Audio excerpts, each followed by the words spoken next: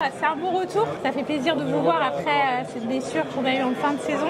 Comment ça s'est passé votre retour sur le terrain? Alors laquelle? Les abdos ou la main? La main. D'accord. La main.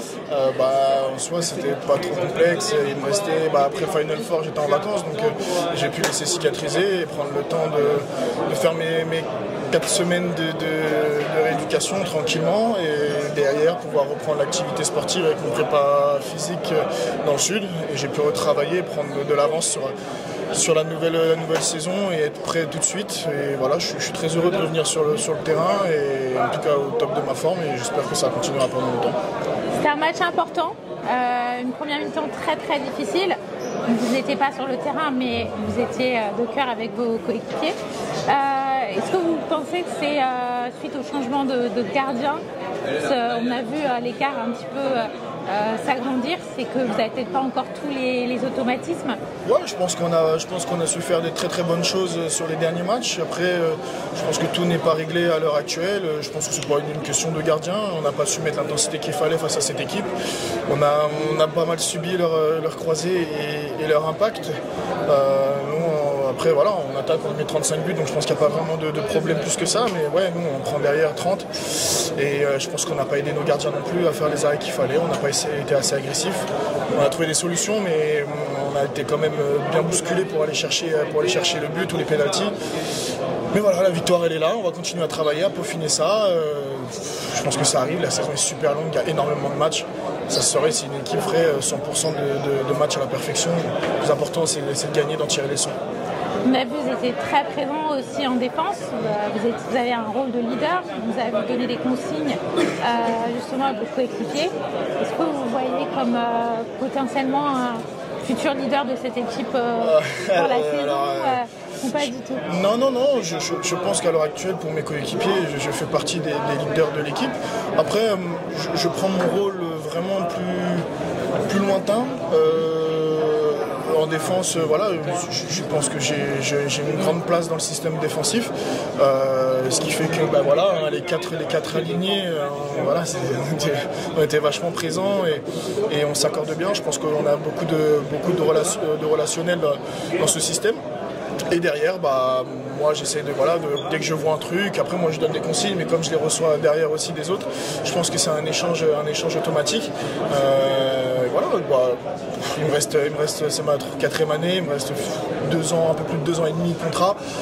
Voilà, leader, je pense que j'ai pas atteint ce stade, mais j'y suis aux yeux de mes camarades, mais peut-être en avenir, en étant plus vieux, j'aurai un rôle différent, mais chaque chose en son temps, je suis content déjà d'être à ce niveau-là dans cette équipe. Et sans blessure. Et sans blessure. Merci beaucoup. Oui, comment tu t'es senti aujourd'hui? Ça fait 2 matchs déjà que tu avais manqué, les vidéos. Ça s'est bien passé aujourd'hui.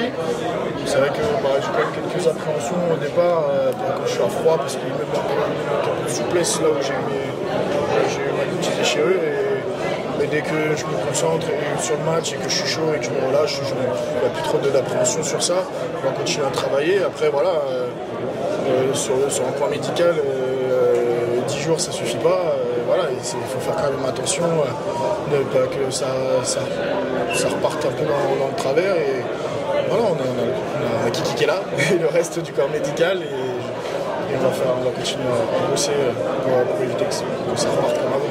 Comment tu as trouvé la défense 1-5 ça a permis de stabiliser un petit peu le... Ouais, je pense que ça nous a mis dans une intensité plus haute. Je pense qu'on a notre 1-5, on est très fort en 6-0, dès qu'elle est calée, elle est vraiment très difficile à passer. Mais en 1-5, on arrive à faire déjouer l'adversaire, on récupère pas mal de ballons, c'est plus compliqué à attaquer aussi, ça oblige à prendre des risques pour l'adversaire. Mais voilà, je pense que celle-là on l'a bien assimilée, mais il faut la garder dans notre poche et pas tout le temps la sortir tout de suite parce que c'est vraiment une défense qui peut nous permettre de gagner des matchs et qu'il a déjà démontré.